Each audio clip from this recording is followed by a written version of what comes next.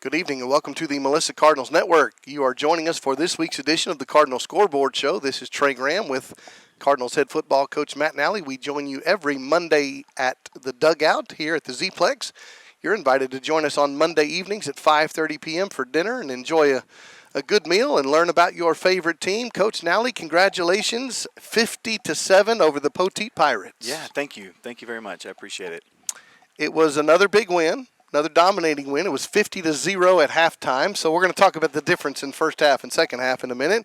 6-0 on the season to start the year. 3-0 in the district. We've already said that's the second best in school history. And you're on the record about next week because the best start in school history is 7-0. 20 consecutive district wins. Mm-hmm. Total offense, 325 yards for the Cardinals. Mm-hmm. Here's the stat. Your defense allowed 71 total yards. Mm-hmm. That would be 71 passing yards and 0 rushing yards. That's a pretty good stat. Yeah, yes, sir. That's a pretty good stat. But it's all going to go back to those coaches, Coach Hemsley, Coach Pennington, and the rest of that defensive staff coming up with a great defensive game plan. And those kids executing the game plan. So, once again, they did an amazing job. They've been doing an amazing job, obviously, the last 6 weeks. But to give up 0 total yards rushing in a 48-minute game. You know, the thing is everyone has goals. And you're going to pitch a shutout with yards? Yeah. So everyone has goals and things, but, you know, you really try to strive above those goals. And they really emphasize those things that you're like, you really want to say that, you know? But the kids always rise to the occasion. So now Coach Hemsley and them didn't say, hey, we're going to get 0 rushing yards. But they have said in games like we will get below 100 total yards in the game. And you're like, are you sure? But that's such a big testament to them because a lot of people don't understand. We have 64 kids on our football team, and that stat is with all 64 of them playing. Correct. You know, which is the difference in the halves we're going to talk about. Right. Yeah. So I mean, that's a big deal, and it just once again is a testament to those guys, that defensive staff, every single one of them. Coach Hemsley, Coach Chapa, Coach Kiefer, Coach Pennington, Coach Majors, Coach Howard, Coach Witt, and Coach Spann, and They coach and they're coaching the scheme, and obviously we're years within the scheme now that kids understand the scheme and whatnot. But like I said, that is all 64 playing, so that's a huge deal, and those coaches need to be extremely excited about that, and so do those kids. If I have to find the bad news, you know what's coming. Yeah. 13 penalties for 98 yards, and we've talked about this a lot. Because you actually have a lot of penalties, so we have to, right? Yeah. There's a difference in staff. I mean, officiating crews. This one emphasizes holding more. This one emphasizes false start more or whatever. Right. But still, 100 yards of penalties almost. It's not nothing. Yeah, no. First off, I thought that crew was probably the best crew we had all year. We get that crew again for the Lovejoy game. I thought they were amazing. I thought they did a fantastic job. Normally in a coaching life, you know at the beginning of the year, you know, everybody's going to trip, fall, and, you know, there's going to be a tons of penalties. You just know the first 2 or 3 ball games, it's just nonstop. Well, after the bye week, you're going back. Those kids haven't played in a couple weeks and things like that. So there's certain things that creep back up. So, like for me, you know, penalties is going to be one of them. False starts and things like that were going to be one of them. But I'm going to be honest with you. I didn't think it was going to be 13. I thought it was going to be around 10. But I knew that was going to be an issue just because of the bye week period. And, you know, once again, like I keep up with our district. I don't keep up with people outside of our district. But I know our district, it was the same thing. People were dealing with penalties. But I'm sure it was like that all over the state of Texas in the regards of people coming off of a bye. Sure. Speaking of the district, you are 6-0, 3-0 in the district. Lovejoy 5-1, 3-0 in the district. Going down quickly, Crandall's 2-1. Terrell, Denison, and Princeton are all 1-2. Mm-hmm. Poteet, thanks to you, now 0-3 in the district. Yes, sir. And so we're going to start doing bracketology around here and talk about those things. But it's going to be interesting because we're still all kind of pointed toward that Lovejoy game as another district championship game, and we've said it a lot, but you got to keep the cliche of the one game at a time. Right. I mean, we're going to be on to Denison. That's what we're going to do, and that's what we're going to focus on and who we're going to respect this week. It's a big week in the district just because, Crandall plays Lovejoy. Terrell is 1-2, but they were in that same situation last year. If they can win out, they have an opportunity to be 3. But that Terrell Crandall game in a week or two will be a big game too. But it is kind of a crucial time because Denison, they're still in the hunt. They're going to have to beat Crandall, and they're going to have to beat who they're supposed to beat. But it's still a kind of a wide open district in the regards of maybe 3 and 4. We'll talk about Denison in the next segment, but the last part for this segment, we mentioned it, tale of two halves, 50-0, and then if you're going to be really kind of nitpicky, you lost the second half, 7-0, right? Yeah. The total personnel changes. Trevor Ham was here just a minute ago, didn't even come out in the second half. Correct. So talk about philosophy Yeah. of when do you make the subs, but also even the non-football fluent people can watch. There's a drop between what happened in the first half, what happened in the second half. Is that good news? Is it bad news? It just is what it is. So I'll talk about kind of the philosophy in the regards of when to make subs. My philosophy is a feel. Like people say, is it a score or whatever the case may be? It's really the feel of the game.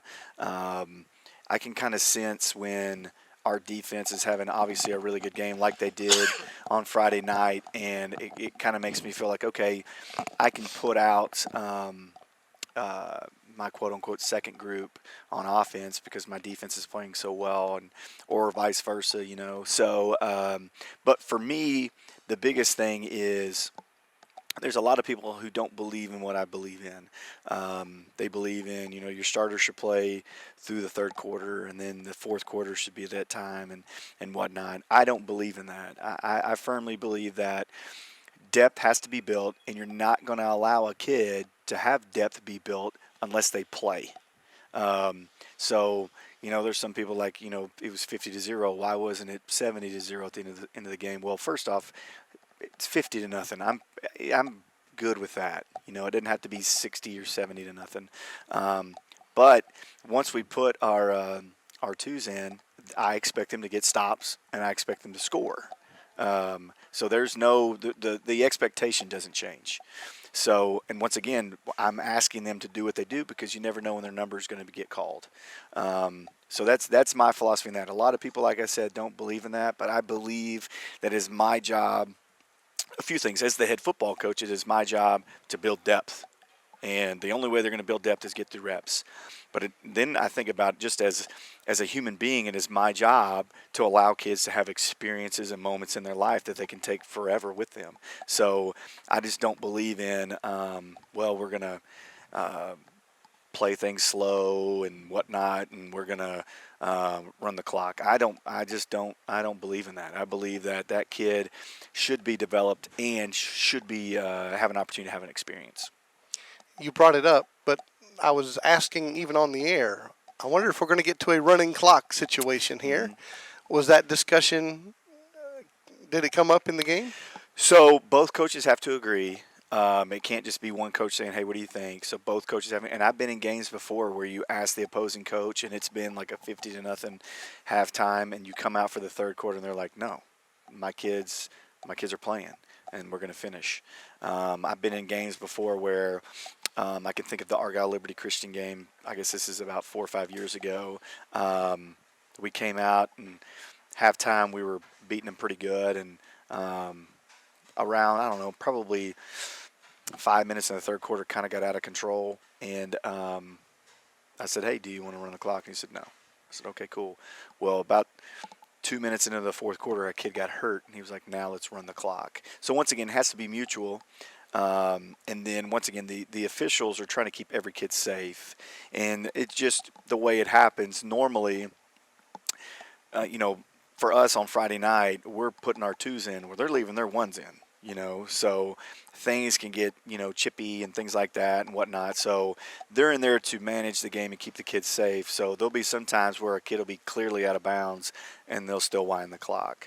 And that's their preference. That's not our we don't get to tell them what to do or whatever the case may be. But there's been, some games where, you walk out after, the third quarter's about to begin, and before you even warmed up, they've already wound the clock, So and that's, once again, those two coaches had that discussion. And the band's still out on the field. Yes, and the third quarter's already begun. Right. Luckily for me, I've never been a part of that as a head football coach, but I've seen it before. That happen. But once again, it's got to be the two coaches get together and have that discussion. Was there discussion this past week? No. So the official really took it in his control. He had told me and Coach McLean, he's like, hey, guys, I'm going to take the brunt of it. So I'm going to keep the kids safe. If the kid's out of bounds, he's out of bounds. I'm stopping the clock.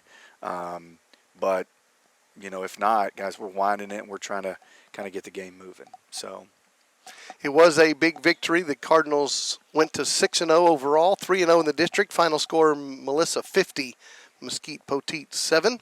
We'll take a break, and you'll get to meet our defensive player of the game, Nigel Smith, and our offensive player of the game, Trevor Ham. And then we'll come back and talk more with Matt and Allie after that. We do invite you and your family to our church home this Sunday morning. Go to firstmelissa.com to find out all the information. Worship services on Sundays, 9 a.m. and 10:15 a.m. Wednesdays, 6:30 p.m. We'd love to have you join us then. We'll take a break and come back to the dugout right after this.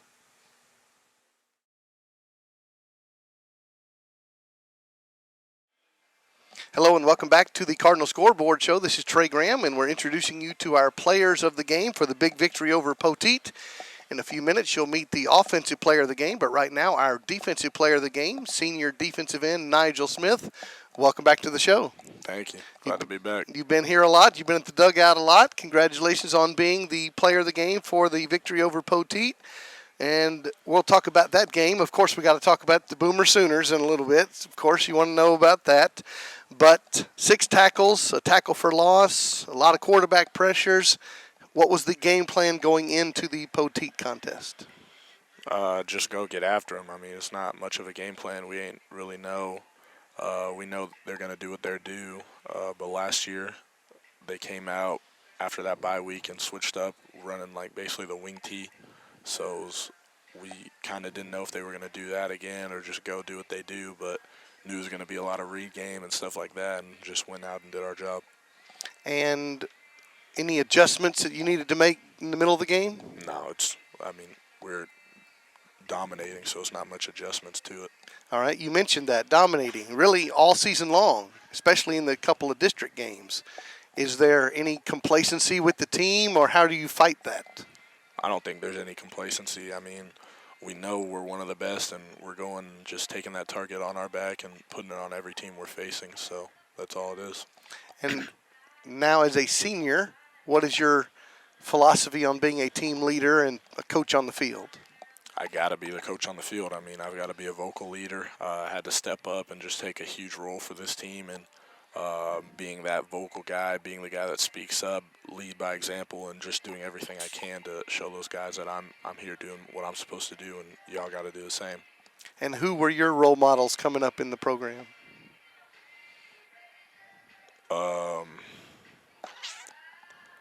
Probably Sam. I mean, he was a great leader, got after guys. I would say Sam Finnegan probably was one who was a great leader and I looked up to. All right, now we saw at the home game a few weeks ago your commitment to Oklahoma University, so congratulations on that. Thank you. But since we have you here and we got a minute to talk, take us to the backstory. Did you come down to the last 2 or 3 or 5 favorites? What was the thought process before you made your commitment? I was really close between them and Penn State, Ohio State, A&M. Those were the really close choices, but OU stood out, felt like home, and just made that decision. And what was it about the Sooners that made you pick them? There's no question, development-wise, for that team on and off the field as a young man and just as a defensive end. I love the campus, love those coaches, love the guys I'm around and the recruits already. So just no question. And tell us about the recruiting process overall. Was it stressful? Was it fun? Well, tell us about the emotions of it. Just a great process. I mean, I'm blessed to have been able to go through all of that and be one of the most recruited players in the nation from my class. So it was a fun time. I mean, a little stressful just trying to make that decision, but prayed on it and feel like I made the right decision. So what's the next step for you? You planning to graduate early? Yes, sir. Next step is state, but after that, then graduate early, report January 14th, and go from there.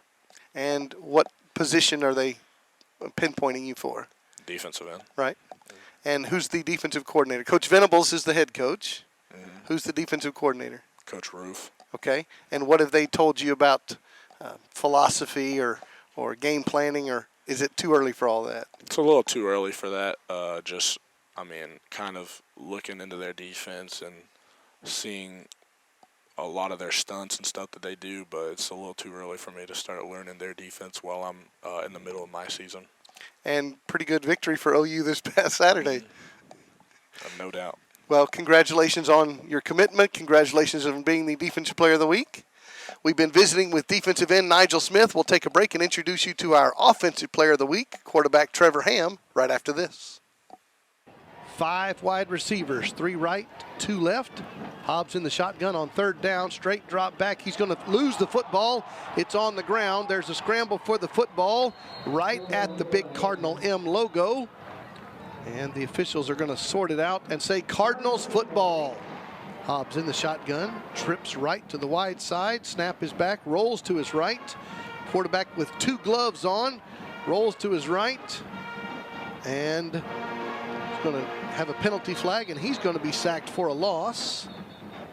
It's going to be Nigel Smith and DK Abrams there to get that tackle, that sack for the Cardinals, applying great pressure. On the wrong side of a 36-0 scoreboard. And they do change the play, and there is pressure. He has to roll to his left. Nigel Smith tracks him down. The ball is loose. It goes out of bounds, and it will be 4th and long. And Jacob Wasserman was also in on that pressure. 1st down and 10 at the 36-yard line for the Pirates. Hand the ball going left, and that carry is made by Aaron Tinsley. Gain of about 4 yards on the play. Hello and welcome back to the dugout. This is Trey Graham. You're meeting our players of the game. You just met Nigel Smith, defensive end, our defensive player of the game, and now Trevor Ham, our offensive player of the game for the victory over Poteet. The final score was Melissa 50 and Poteet 7. And out of those 50 points, you had 4 touchdown passes. Congratulations, another great game. Both you and Nigel have been here a lot over the last 2 years. So let's go back in time. You were the new guy moving in a year and a half ago. I think we've talked about this before, but what was that like? You were, again, the unknown, the new guy. How is that? How do you look back on that year and a half of your life? Yeah, growing up as a kid, I moved around a lot, so I was used to being the new guy. But here it felt different. It was, so much more welcoming. Everybody had open arms. They were excited that I was here. They were helping me out with everything that I needed, on the field, off the field. So, I feel like I have grown a lot as a person in the last year and a half that I have been here. But, it's because of everybody that is around me and everybody that has helped me through the tough times that I've had. So, you had a really good season last year as a junior. But do you feel like you're ahead of where you were a year ago now as a senior? Yeah, 100%. Mentally, I think I'm seeing the game much clearer. It's slowed down for me. I'm making the reads that I need to, and I'm just managing the game so much better. I feel like last year I got into times where I felt like I was trying to do too much and force things. This year I really feel like I'm, slowing it down, letting it, happen, letting the reads go. I'm just seeing it so much better. So what's the change? Simply more playing experience, familiarization with the offense, or the receivers, or the coaches? What's different? I think it's all of it. All of it plays into it. Obviously, more experience, the more you see it, the better it's going to feel. more time in the offense, repping the plays, seeing the defense, seeing how it plays out, and then more time repping it with the receivers, the running back, the O-line, and then sitting down with my coaches and really talking about it. So I think all of it has played into it. For the fans who are watching the games, they understand, especially when they hear me talk about a no-huddle offense, okay? But for those who don't speak football and don't play football, give us a little bit of insight. What does that mean? You're making calls. Let's start. How do you get a play call? And then how do you share it with the team, the rest of the guys on the field? And then you're making adjustments or audibles along the way. So talk through that process. Yeah, so no huddle, just means we're going to hurry up. We're trying to go as fast as we can, get on the ball and get set so the defense doesn't have time to get set and see what we're doing. So we get signals from the sideline. Coach Hammy, our receivers coach, is our main signaler. So most of us look at him. Some of us, look at other coaches and see what we have. But all of these skill players look at the sideline to see the play. And once we get the play, there's different signals. Like we have motions, the formation, obviously the play. And then I have to tell the linemen, whether it's a run play, pass play, whatever the play is. And then I can just change it from there. If I want Nate to go on the other side of me, I can tell him, go to the right side instead of the left. But it's pretty easy.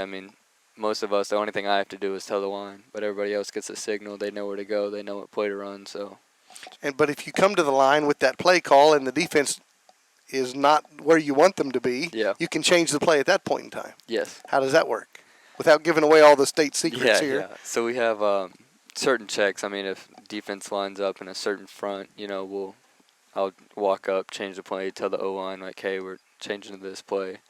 I turn around and tell Nate what we changed to. And then most of the receivers are probably doing the same thing. If I change something that they're running, then I'll obviously look out there and signal it to them and tell them that they're running something different. But most of the time I just tell the O-line, change what we're doing. So. Well, it's a very efficient process. It runs well, and it takes a lot of work to get to that point. So what were the steps, again, without the secrets, how did you get to the point where it's so efficient?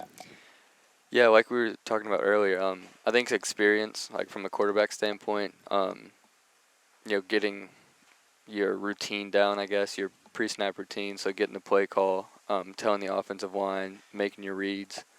But I think it's just practice. Whether you do it on air or against the defense, it's just practice. The more you do it, the better it's going to run and the faster you're going to be able to get lined up.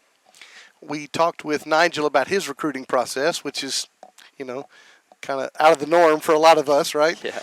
What's your recruiting process going on right now, and are you enjoying it?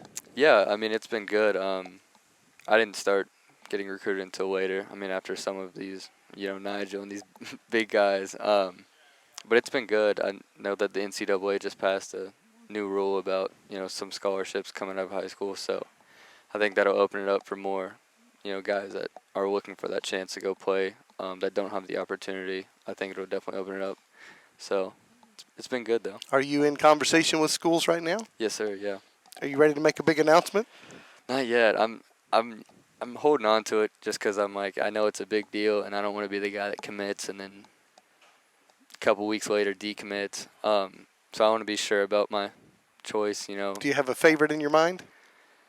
I've got a couple. Okay. There's a couple that come to mind, about 2 or 3. But okay. Yeah. Good.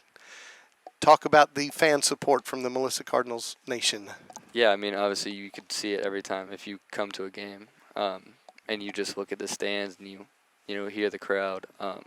It's unbelievable. I know we just built this new stadium and it holds 10,000 or so, but those fans pack that thing out up to the second level.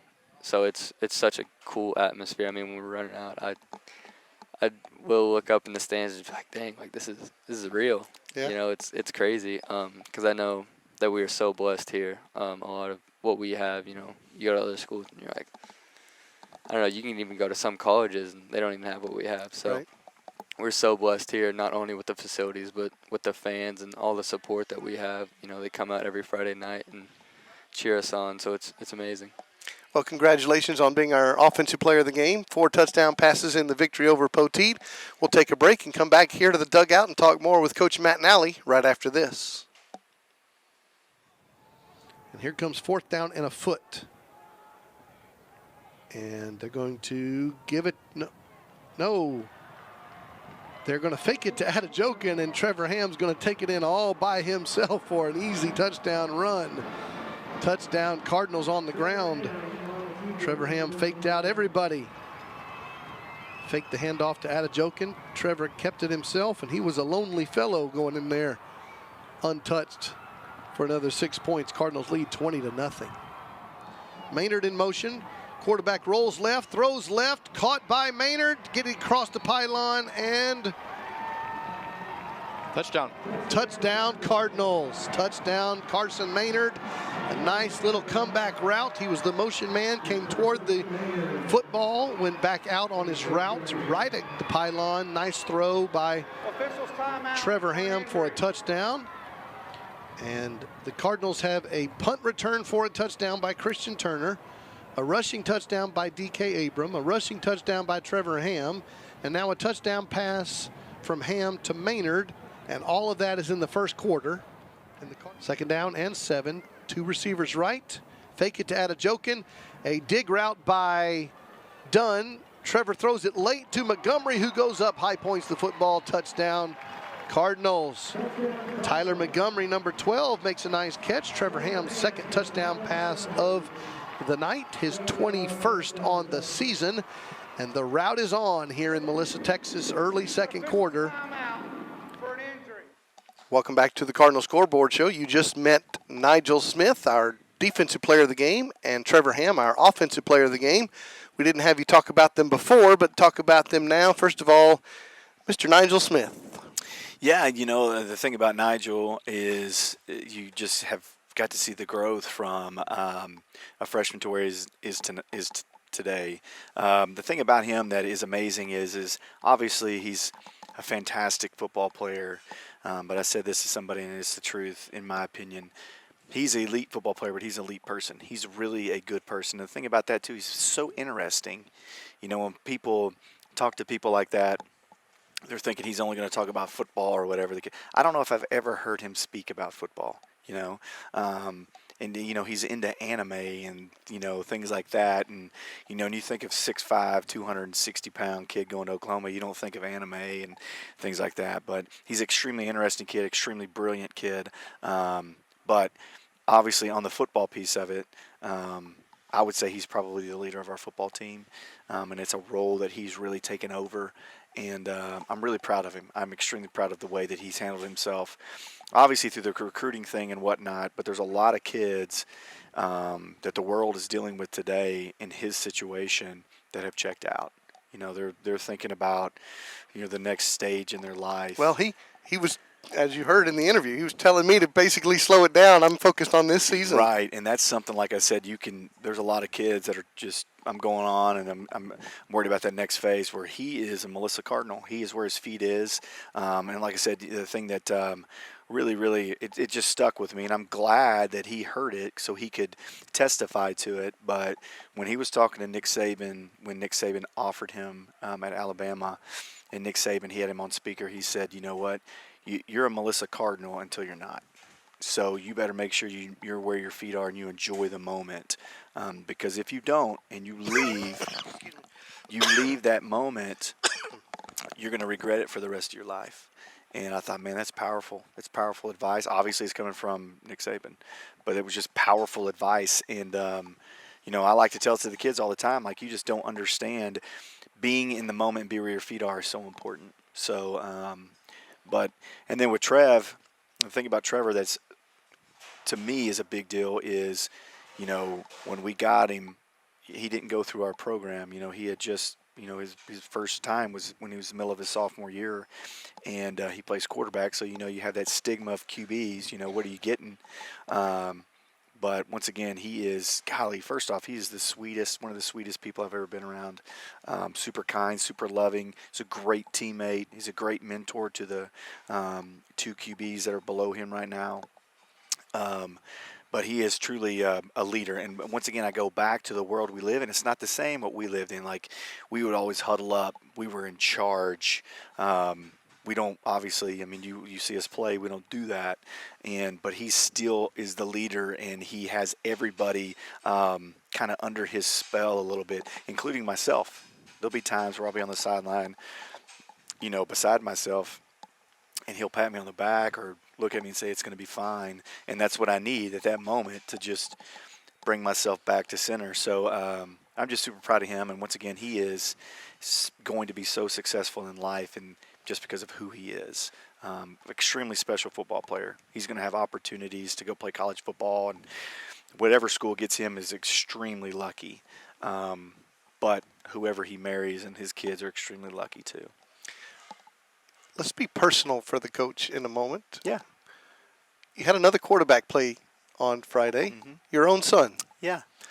You have 3 boys. I do, yes, sir. Eventually, you'll probably coach all of them along the way. Yes, sir. And, we don't need to tell the whole Nally family business or anything, but it's got to be pretty cool to coach your own son. Yeah, I'm a little bit different. I've seen other people coach their kids, and I've seen the stress and the anxiety that goes through that. And I would say that me and my boys' relationship is special, obviously, because of, obviously they're my kids, but as a coach, the one thing that I learned early on watching these people, but also reading about things and whatnot, the sports can't be their identity, and it can't be the focal point. If you're good, that doesn't mean you're a good person.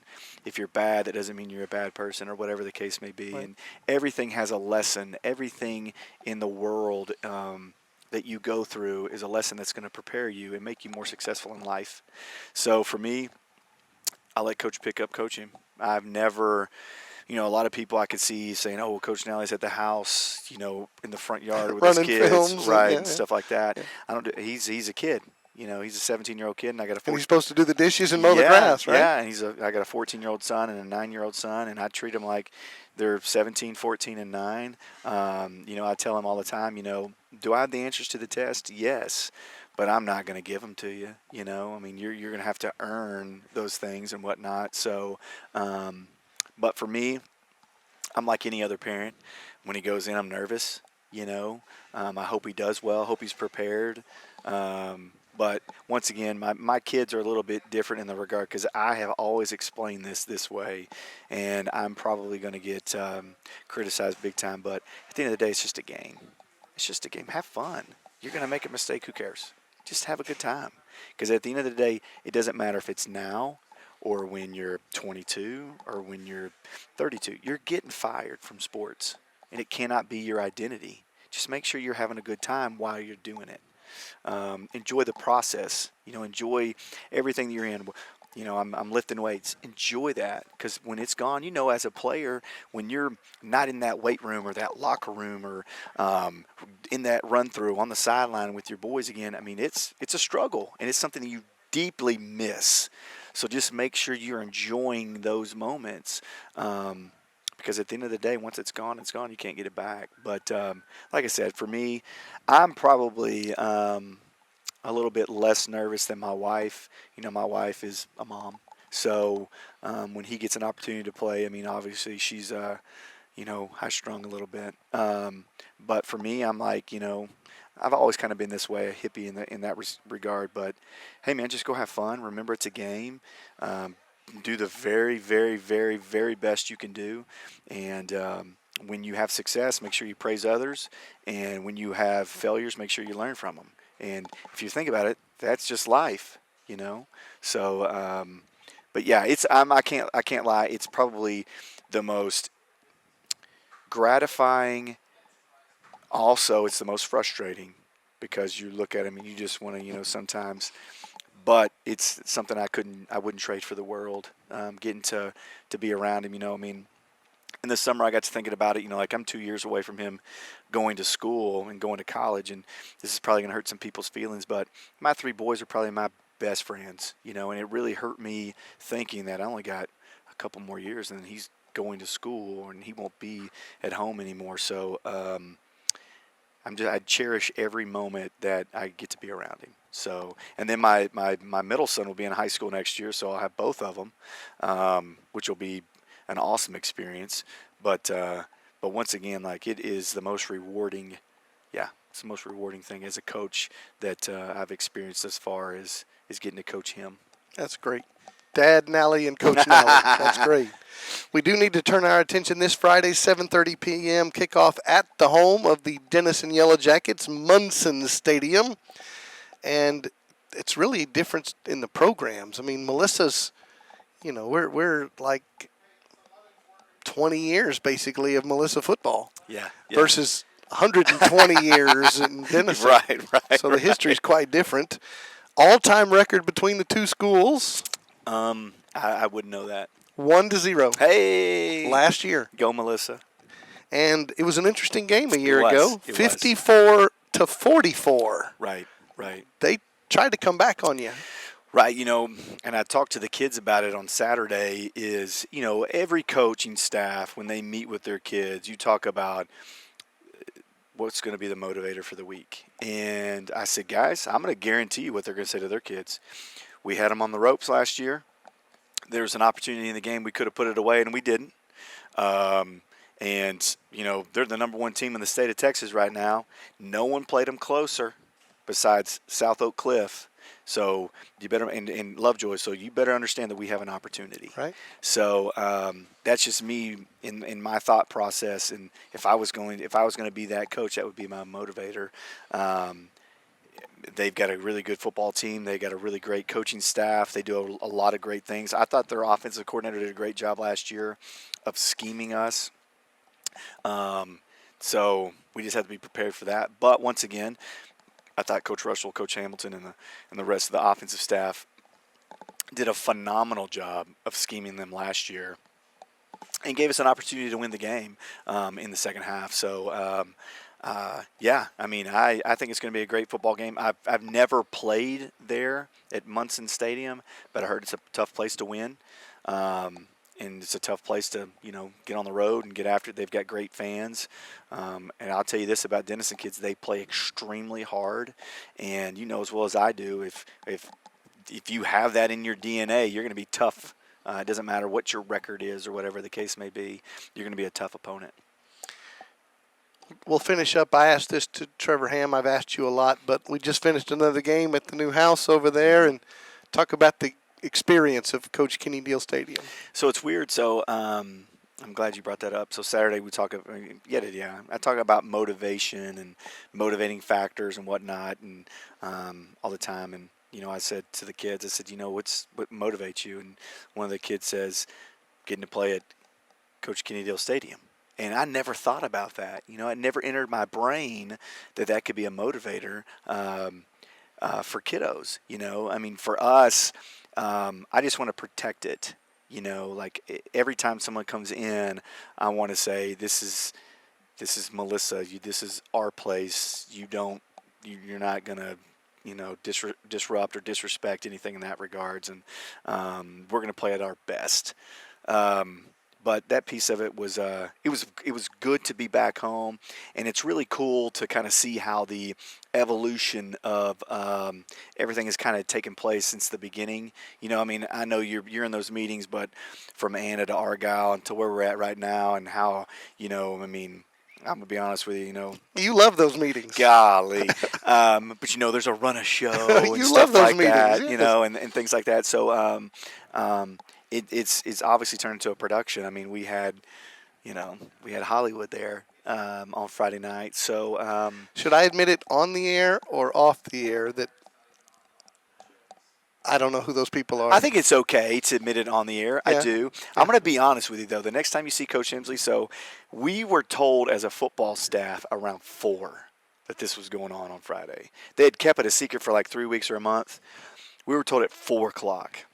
Well, I saw Lord of the Rings, and I never saw Lost. No. But I saw Lord of the Rings. I'm a kid, and I say kid, I'm in my 20s, I guess. Make a long story short, so Coach Hemsley was like, nah, they're not going to be here, whatever. He fanned out more than any other person that I saw. Really? When they, You know who else did? who? I'm gonna out him right here. Colton Deal. Oh, I knew that. Colton I knew Deal. that. I Yes. knew that. I knew Colton that. Deal. I knew that. Got I knew- autographs. Yeah, I knew Yeah. that. I knew that. And I've never heard of these people. So But you need to make fun of Coach Hemsley because he literally fanned it. He was on the field when they came out. He was just like, "Oh my gosh, it's really them! It's really them!" So, but you know, I mean, it's just turned into something that's obviously it's kind of neat and cool, but it's just the whole piece of it. I mean, it's it's Coach Dill, it's Melissa, and we have this stadium that we do need to protect. And like I said, it was really cool for me to hear a kid say, because we get to play at Coach Kenny Dill Stadium, that motivates me. and the Hobbits came And to the town. Hobbits came Yeah, to town. yeah. All right, make sure you're by the channel this Friday, 7:30 kickoff. Melissa at Denison as the district schedule continues. Make sure you join us on Monday evenings at the Dugout Sports Grill for dinner. Make sure you subscribe to Melissa ISD on YouTube so you can watch us talk about Hollywood and other stuff. And make sure you follow the Melissa Cardinals Network on Facebook. We'll invite you one more time to our church home, First Melissa, this Sunday morning, 9 a.m. or 10:15 a.m. Go to firstmelissa.com to find out more. Thanks to Nigel Smith and Trevor Ham for joining us as our players of the game. Thanks to the folks here at the Dugout for having us. For Coach Matt Nally, this is Trey Graham saying good night from the Z-Plex.